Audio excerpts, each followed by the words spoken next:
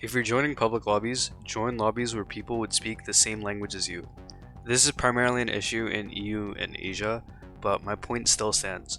Communication goes a long way in Deep Rock Galactic, and the pinging system, while extraordinary, isn't enough for such a complex game. Communicate with your team and plan out things beforehand. Take things slowly, step by step.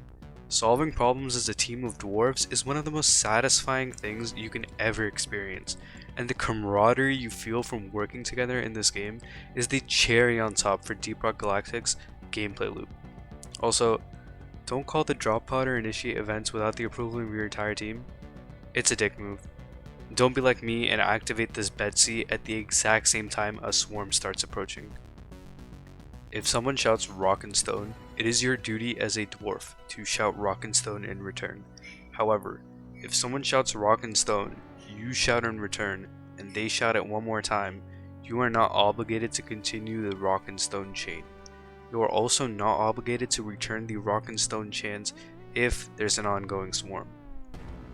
Pay close attention to the mission type, biome, and any mutators, and pick your perk/build accordingly.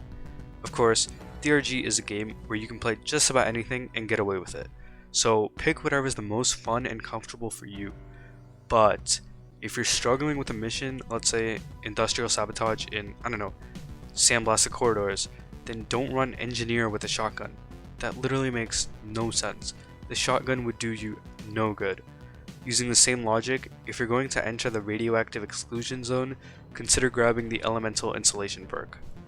When fighting the twins, if you're driller and you have the spring-loaded Ripper grenade equipped, then you can quickly dig a tunnel which are usually just wide enough for one of the twins to crawl into, stand next to the twin, throw your nade, and just watch it get deleted. It is so satisfying. In early game, only buy weapons and overclocks for weapons that you think you'd actually use. Dwarves already spend a record 50% of their paycheck on cosmetics, more than any other species on any planet ever. So with money as a limited resource, don't blow it all by buying an overclock or fully upgrading a weapon that you would never use anyways. As you can see here, I have multiple overclocks for the Deep Core GK2, but I don't use that weapon for Scout, so I haven't bought any overclocks for that weapon. If you really want to have the complete Deep Rock Galactic experience, promote every dwarf once.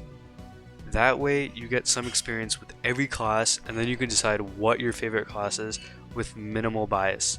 When you're playing, try and completely immerse yourself in that role. Gunner isn't that boring, especially when you're taking one for the team, plowing through an army of glyphids just so you and your boys can make it back to the drop pod.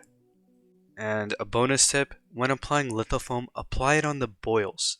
The boils are the weird yellow glowing pimply looking things, alright? Seriously. Every time I see these lithophage meteors, I always see someone apply it everywhere else except on the fucking space wards. It is so annoying.